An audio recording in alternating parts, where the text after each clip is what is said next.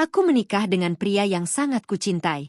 Kupikir setelah itu, aku akan punya keluarga baru yang hangat. Tapi ternyata, rumah itu menjadi tempat paling melelahkan dalam hidupku.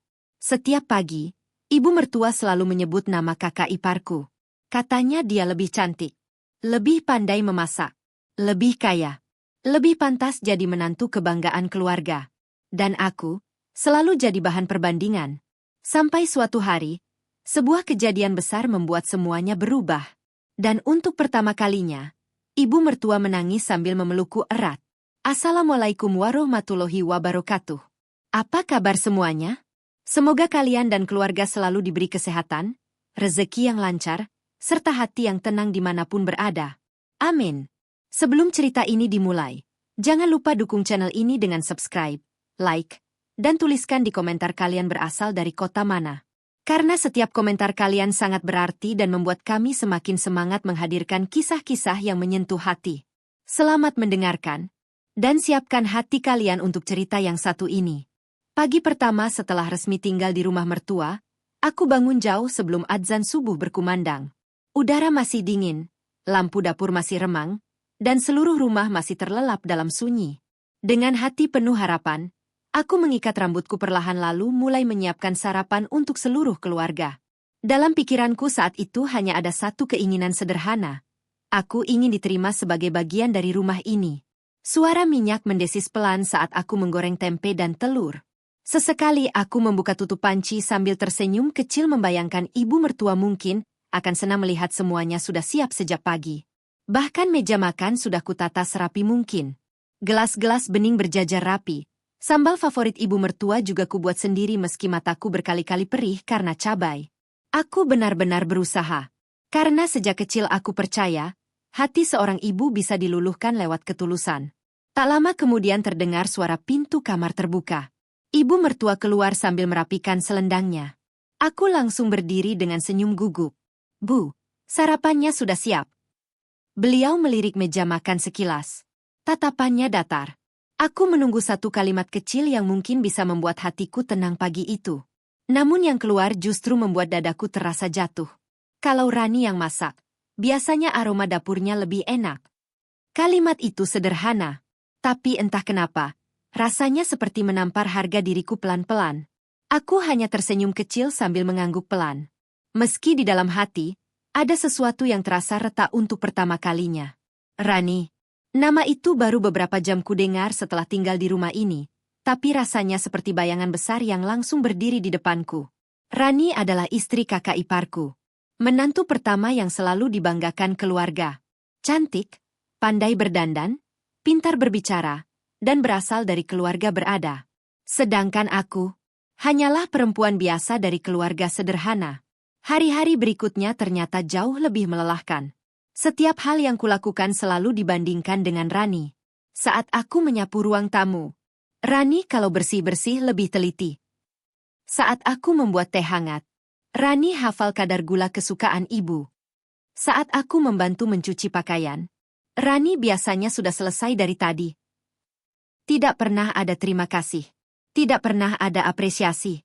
Aku seperti selalu salah meski sudah berusaha melakukan segalanya. Yang paling menyakitkan bukanlah ucapan ibu mertua, melainkan caraku mulai meragukan diri sendiri. Malam hari saat semua orang tidur, aku sering berdiri lama di depan cermin kamar kecilku. Menatap wajah sendiri sambil bertanya dalam hati, apa aku memang seburuk itu? Aku mulai takut melakukan kesalahan kecil. Takut masakanku kurang asin. Takut lantai masih kotor. Takut suaraku terlalu pelan. Takut keberadaanku memang tidak diharapkan di rumah ini. Dan perlahan, rumah yang seharusnya menjadi tempat pulang mulai terasa seperti tempat ujian yang melelahkan. Suatu sore, saat aku sedang melipat pakaian di ruang keluarga, ibu mertua kedatangan beberapa tetangga. Aku mencoba tetap tersenyum ramah sambil menyuguhkan teh. Namun di depan mereka, ibu mertua kembali tertawa kecil sambil berkata, "Ya beginilah menantu saya yang ini. Masih jauh kalau dibanding Rani." Semua orang ikut tertawa kecil. Dan saat itu, untuk pertama kalinya, aku merasakan air mataku hampir jatuh tepat di depan banyak orang.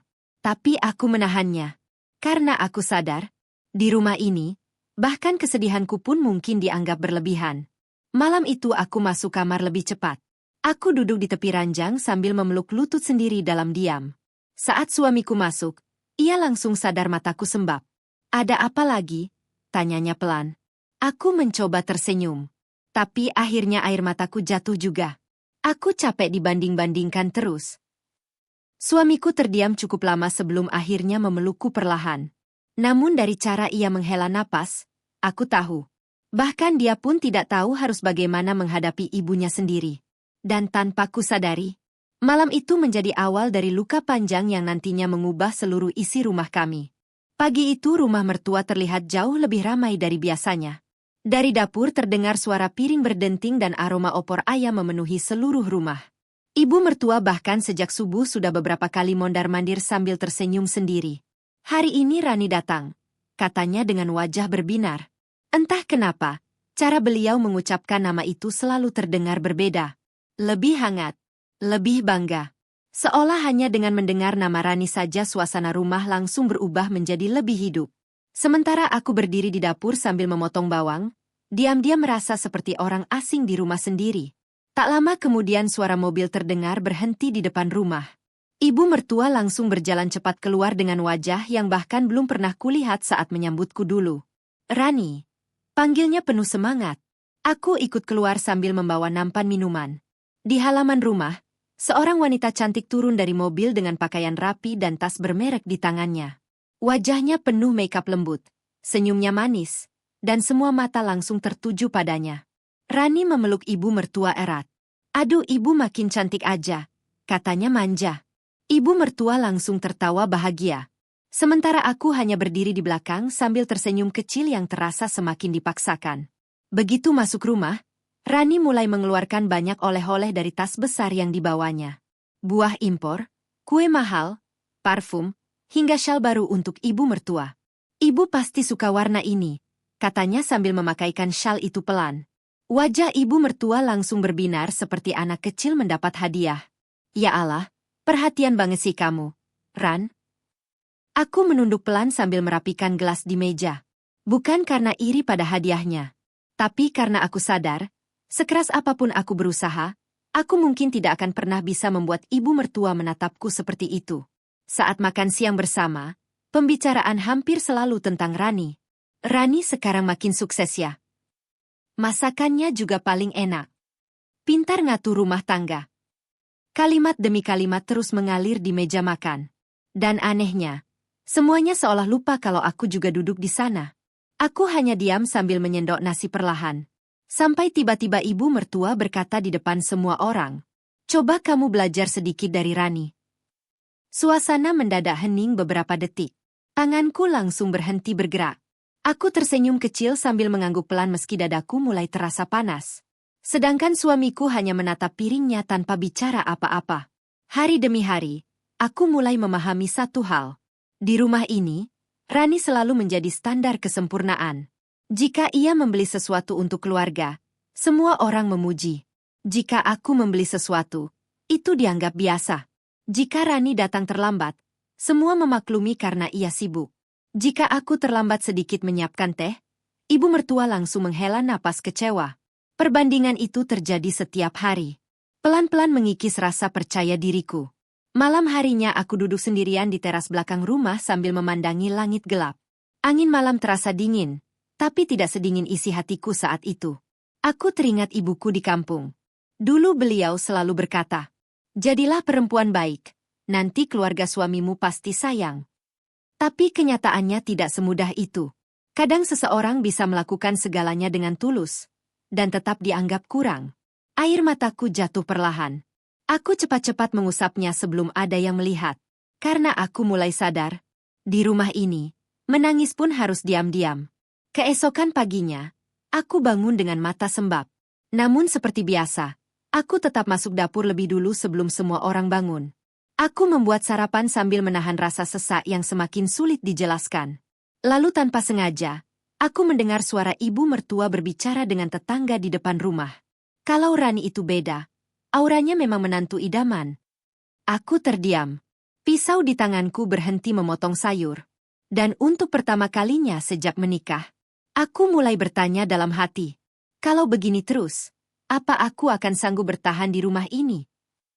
Hari ulang tahun ibu mertua akhirnya tiba. Sejak seminggu sebelumnya, rumah sudah sibuk dipenuhi persiapan kecil. Aku yang paling banyak membantu membersihkan rumah, mencuci taplak meja, sampai memasak berbagai makanan sejak pagi buta. Meski tubuhku lelah, aku tetap berusaha tersenyum. Dalam hati, aku masih punya harapan kecil. Mungkin, kali ini ibu mertua bisa melihat ketulusanku. Mungkin, untuk sekali saja, beliau akan memandangku berbeda. Sudah 2 bulan terakhir aku diam-diam menyisihkan uang belanja. Kadang aku mengurangi uang jajan sendiri hanya agar bisa membeli sesuatu yang layak untuk ibu mertua. Dan akhirnya, sore itu aku pulang membawa sebuah mukena putih yang sangat cantik. Tidak mahal memang, tapi aku memilihnya dengan sepenuh hati. Aku bahkan membungkusnya sendiri menggunakan kertas hadiah warna krim dengan pita kecil di atasnya. Berkali-kali aku memperbaiki lipatan pitanya agar terlihat rapi. Entah kenapa, aku sangat gugup. Seolah hadiah kecil itu membawa seluruh harapanku untuk diterima di rumah ini. Malam harinya keluarga besar mulai berdatangan. Rumah menjadi ramai oleh suara tawa dan obrolan. Aku mondar-mandir dari dapur ke ruang tamu membantu menyajikan makanan sambil sesekali memperhatikan ibu mertua yang terlihat sangat bahagia menerima ucapan dari semua orang. Sampai akhirnya aku memberanikan diri mendekat. Tanganku sedikit gemetar saat menyerahkan kotak hadiah itu. Selamat ulang tahun, Bu. Semoga sehat selalu. Ibu mertua menerima kotak itu pelan lalu membukanya di depan semua orang. Mukena putih itu terlihat sederhana di antara hadiah-hadiah lain yang memenuhi meja. Beliau hanya memandang sekilas. Oh, hanya itu. Tidak ada senyum hangat. Tidak ada pelukan. Tidak ada rasa bahagia yang kulihat di wajahnya. Dadaku langsung terasa kosong. Belum sempat aku duduk kembali. Suara mobil terdengar berhenti di depan rumah. Rani datang. Seperti biasa, semua perhatian langsung beralih padanya. Ia masuk sambil tersenyum lebar membawa paper bag besar dari toko perhiasan terkenal. Bahkan beberapa anggota keluarga langsung berdiri menyambutnya dengan antusias. Maaf telat ya, A, katanya manja. Ibu mertua langsung memeluknya erat. Aduh, ibu kira kamu nggak datang. Aku berdiri diam di dekat meja makan sambil meremas ujung bajuku sendiri. Dan entah kenapa, aku sudah bisa menebak apa yang akan terjadi berikutnya. Beberapa menit kemudian, Rani mengeluarkan sebuah gelang emas cantik dari kotaknya. Ruangan langsung ramai. Ya Allah, bagus banget. Mahal pasti ini. Ibu mertua bahkan sampai menutup mulutnya sendiri karena terlalu bahagia. Rani, kamu ini selalu ngerti ibu. Beliau langsung memakai gelang itu dengan mata berbinar. Lalu tanpa sadar, beliau menoleh ke arahku sambil berkata, kalau soal perhatian, memang Rani juaranya. Kalimat itu membuat seluruh tubuhku terasa dingin. Aku tersenyum kecil. Namun di balik senyum itu, ada hati yang perlahan mulai hancur sedikit demi sedikit. Malam semakin larut. Satu persatu tamu mulai pulang. Aku membereskan piring kotor sendirian di dapur sementara suara tawa keluarga masih terdengar samar dari ruang depan. Tanganku sibuk mencuci piring, tapi pikiranku kacau. Air keran terus mengalir. Dan tanpa kusadari, air mataku ikut jatuh bersama suara gemericik itu. Aku benar-benar lelah. Lelah mencoba menjadi cukup untuk orang yang bahkan tidak pernah benar-benar melihat usahaku. Saat aku kembali ke kamar, suamiku sedang duduk di tepi ranjang sambil memainkan ponselnya. Ia langsung sadar mataku sembab. Kamu nangis lagi?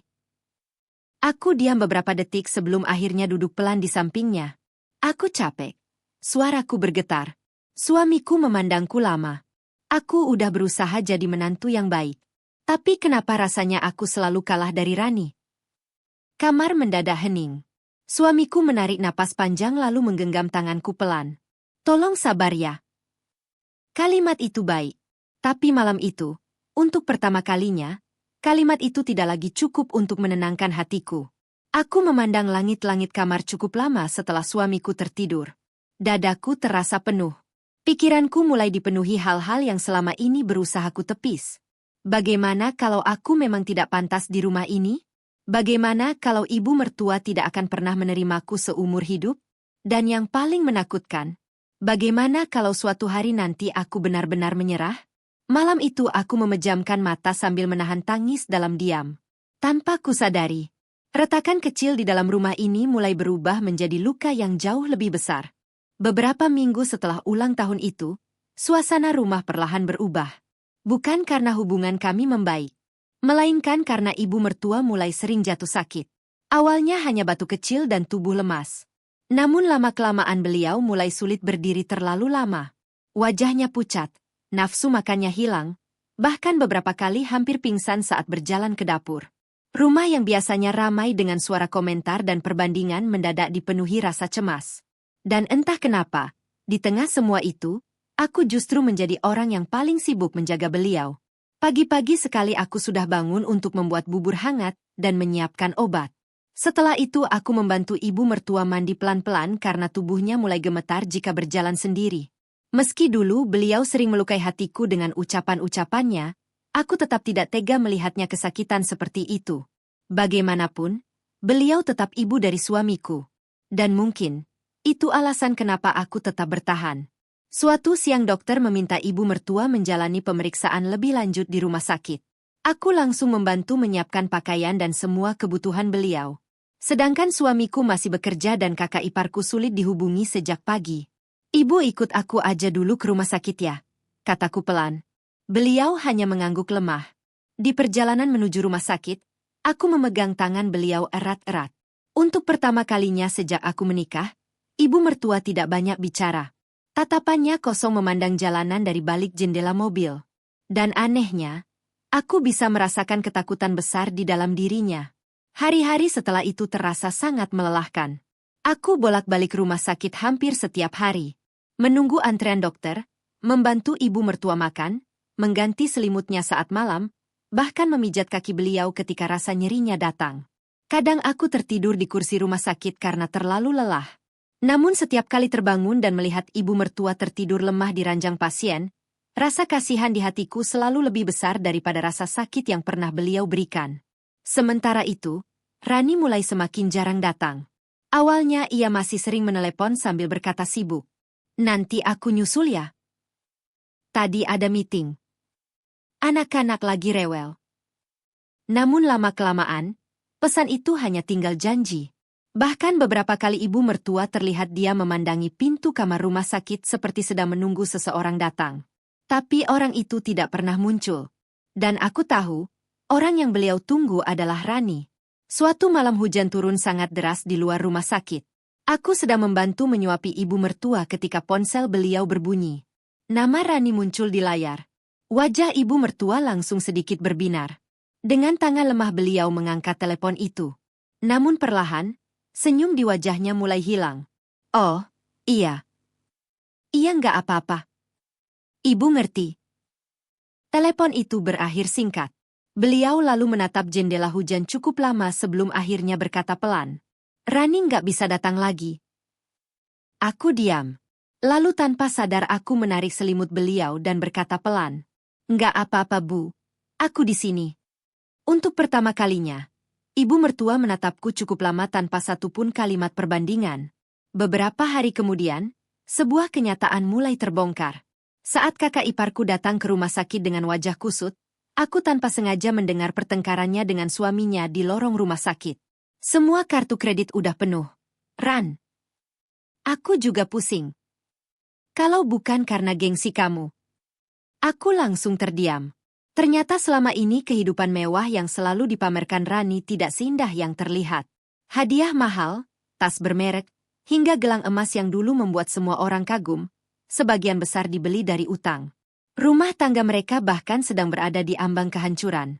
Dan untuk pertama kalinya, aku melihat wajah ibu mertua berubah begitu pucat mendengar semua kenyataan itu. Malam itu setelah semua pulang, suasana kamar rumah sakit terasa sangat sunyi. Aku sedang merapikan makanan ketika tiba-tiba ibu mertua memanggilku pelan. Nak. Aku menoleh cepat. Beliau memandangku dengan mata yang tampak berbeda dari biasanya. Bukan tatapan penuh penilaian. Bukan tatapan dingin seperti dulu. Melainkan tatapan seseorang yang mulai menyadari sesuatu yang selama ini tidak pernah ia lihat. Dan malam itu, aku belum tahu bahwa sebentar lagi, hubungan kami akan berubah selamanya. Malam itu rumah sakit terasa jauh lebih sunyi dari biasanya. Suara hujan masih terdengar samar dari luar jendela kamar perawatan. Lampu putih di lorong rumah sakit memantul redup ke dalam ruangan, menciptakan suasana dingin yang entah kenapa terasa begitu menyesakan. Aku sedang merapikan termos air hangat dan kotak obat di meja kecil samping ranjang ketika tiba-tiba ibu mertua memanggilku pelan. "Nak, sini sebentar." Suaranya lemah. Sangat lemah. Aku langsung mendekat tanpa banyak berpikir. Aku duduk perlahan di samping ranjang beliau. Untuk beberapa detik, ibu mertua hanya diam menatap wajahku. Tatapan itu berbeda sekali dari biasanya. Tidak ada nada meremehkan. Tidak ada ekspresi membandingkan. Hanya tatapan penuh kelelahan dan sesuatu yang sulit dijelaskan. Lalu perlahan, tangan beliau yang mulai kurus menggenggam tanganku. Erat sekali. "Ibu selama ini jahat ya sama kamu." Dadaku langsung terasa sesak. Aku tidak menyangka kalimat itu akhirnya keluar dari mulut beliau. Aku mencoba tersenyum kecil sambil menggeleng. "Jangan ngomong gitu, Bu." Namun sebelum aku selesai bicara, air mata ibu mertua jatuh lebih dulu. "Ibu terlalu sibuk membandingkan kamu dengan Rani." Suara beliau mulai bergetar. "Ibu pikir semua yang mewah itu tanda ketulusan." Tangannya semakin erat menggenggamku. "Padahal yang selalu ada justru kamu." Kalimat itu menghantam dadaku begitu keras. Semua luka yang selama ini kutahan mendadak terasa memenuhi kepala. Aku menunduk cepat karena mataku mulai panas. Untuk pertama kalinya sejak menikah ke keluarga itu, aku mendengar ibu mertua meminta maaf. "Ibu sering bikin hati kamu sakit ya? Ibu sering mempermalukan kamu. Ibu nggak pernah lihat perjuangan kamu." Setiap kalimat yang keluar dari mulut beliau terasa seperti membuka kembali semua luka yang selama ini kupendam diam-diam. Aku teringat semua pagi saat aku memasak sendirian. Semua malam saat aku menangis di dapur. Semua momen ketika aku merasa tidak pantas berada di rumah itu. Dan anehnya, bukannya marah, aku justru semakin tidak kuat menahan tangis. "Ibu minta maaf." Kalimat itu akhirnya benar-benar terdengar jelas. Aku langsung menutup wajahku sambil menangis. Bukan karena dendam. Bukan karena ingin menang. Tapi karena setelah sekian lama, akhirnya ada seseorang yang mengerti betapa lelahnya aku bertahan sendirian. Aku memeluk ibu mertua hati-hati agar selang infusnya tidak tertarik. Dan di bahuku, beliau menangis seperti seorang ibu yang menyesali begitu banyak hal. Malam itu, dua perempuan yang selama ini sama-sama menyimpan luka akhirnya menangis dalam pelukan yang sama. Tak lama kemudian suamiku masuk ke kamar membawa makanan. Namun langkahnya langsung terhenti melihat kami berpelukan sambil menangis. Wajahnya terlihat kaget. "Ibu?" Ibu mertua cepat mengusap air matanya lalu memanggil suamiku mendekat. "Ibu salah sama istrimu." Suamiku langsung diam. Dan untuk pertama kalinya sejak kami menikah, aku melihat mata suamiku ikut memerah menahan haru. Mungkin selama ini, bukan hanya aku yang lelah, tapi juga dirinya yang terus berada di tengah hubungan yang dingin antara ibu dan istrinya. Setelah malam itu, sikap ibu mertua mulai berubah perlahan. Beliau mulai memintaku duduk di sampingnya untuk sekadar bercerita. Mulai bertanya apakah aku sudah makan. Bahkan beberapa kali beliau menggenggam tanganku lebih dulu saat tidur. Hal-hal kecil yang dulu tidak pernah ada. Namun justru hal-hal kecil itu yang membuat dadaku sering terasa hangat diam-diam. Aku akhirnya sadar, kadang seseorang memang terlambat menyadari ketulusan orang lain. Tapi saat kesadaran itu datang, semuanya bisa berubah. Namun aku belum tahu. Perubahan sikap ibu mertua itu nantinya akan membuat seluruh keluarga terdiam dalam satu acara yang tidak akan pernah kulupakan seumur hidupku. Dan disitulah, untuk pertama kalinya, aku tidak lagi dianggap sebagai menantu yang selalu kalah dibandingkan siapapun. Beberapa bulan setelah keluar dari rumah sakit, kondisi ibu mertua mulai membaik perlahan. Tubuhnya memang belum sepenuhnya kuat, namun wajah beliau tidak lagi sepucat dulu. Rumah yang sempat dipenuhi ketegangan kini terasa jauh lebih tenang. Dan untuk pertama kalinya sejak aku tinggal di sana, aku mulai merasa keberadaanku benar-benar dilihat. Pagi itu seperti biasa aku sedang memasak di dapur ketika ibu mertua masuk perlahan sambil membawa gelas kosong. "Ada teh hangat, Nak." Aku spontan menoleh. Nada suara beliau lembut sekali. Bahkan membuatku sempat terpaku beberapa detik karena belum terbiasa mendengarnya. "Iya, Bu. Sebentar." Dan anehnya, hanya dari percakapan sederhana itu saja, dadaku terasa hangat. Hari-hari berikutnya perlahan berubah menjadi lebih ringan. Ibu mertua mulai sering duduk bersamaku di dapur sambil bercerita tentang masa mudanya.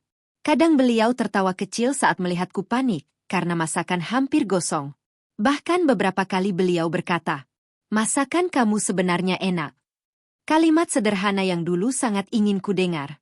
Kalimat yang mungkin terdengar biasa bagi orang lain. Namun bagiku, itu seperti obat untuk luka yang sudah lama mengendap di hati. Suatu sore keluarga besar berkumpul di rumah untuk acara syukuran kecil setelah kesehatan ibu mertua membaik. Rumah kembali ramai oleh suara obrolan dan tawa. Aku sibuk membantu membawa makanan ke meja tamu seperti biasa. Namun kali ini ada sesuatu yang berbeda.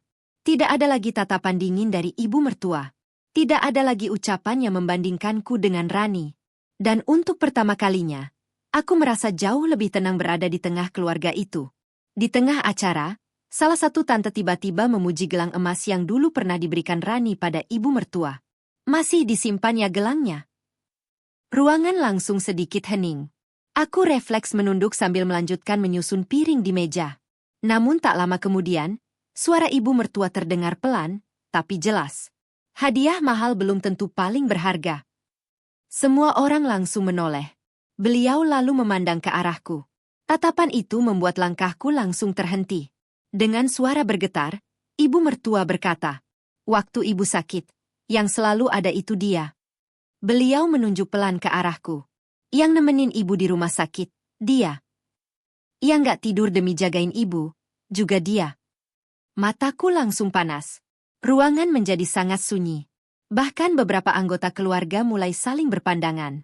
Dan sebelum aku sempat menenangkan diri, ibu mertua melanjutkan kalimat yang tidak akan pernah kulupakan seumur hidupku. Tidak ada menantu yang paling sempurna. Tapi dia adalah menantu yang paling tulus. Air mataku langsung jatuh. Begitu saja. Tanpa bisa kutahan lagi. Aku menutup mulutku sendiri sambil menahan tangis yang pecah di depan semua orang. Setelah bertahun-tahun merasa kecil di rumah itu, akhirnya aku mendengar pengakuan yang bahkan tidak pernah berani kuharapkan. Ibu mertua berdiri perlahan lalu berjalan mendekat ke arahku. Dan di depan semua orang, beliau memelukku erat. "Ibu bangga sama kamu." Kalimat itu menghancurkan seluruh benteng yang selama ini berusaha kubangun di hati. Aku menangis di pelukan beliau seperti anak kecil. Bukan karena sedih, tapi karena akhirnya, aku diterima. Dari sudut ruangan, aku melihat suamiku tersenyum kecil sambil mengusap matanya diam-diam. Untuk pertama kalinya sejak kami menikah, tidak ada lagi jarak dingin di antara ibu dan istrinya. Dan di momen itu aku sadar, kadang luka yang paling dalam bukan berasal dari orang asing, melainkan dari rumah yang seharusnya menjadi tempat kita diterima. Namun saat hati seseorang benar-benar berubah, rumah yang sama juga bisa menjadi tempat paling hangat untuk kembali pulang. Malam setelah acara selesai, aku duduk sendirian di teras rumah sambil menikmati angin malam. Langit terlihat tenang, sama seperti hatiku yang akhirnya tidak lagi dipenuhi rasa takut. Ibu mertua keluar pelan lalu duduk di sampingku. Beliau menggenggam tanganku hangat. "Terima kasih udah bertahan sejauh ini." Aku tersenyum sambil menahan air mata. Karena setelah perjalanan panjang yang melelahkan, akhirnya aku tidak lagi ingin menjadi seperti siapapun. Aku hanya ingin menjadi diriku sendiri. Dan itu sudah cukup. Terima kasih sudah mengikuti kisah ini sampai akhir. Kalau kalian pernah berada di posisi yang selalu dibandingkan, ingatlah satu hal. Kita tidak harus menjadi seperti orang lain untuk berharga. Karena ketulusan tidak selalu terlihat cepat. Namun pada akhirnya, hati yang tulus akan menemukan jalannya sendiri. Tuliskan pendapat kalian di komentar. Apakah kalian pernah mengalami hal seperti ini? Jangan lupa subscribe, like, dan bagikan cerita ini kepada orang terdekat kalian. Sampai jumpa di kisah berikutnya. Wassalamualaikum warahmatullahi wabarakatuh.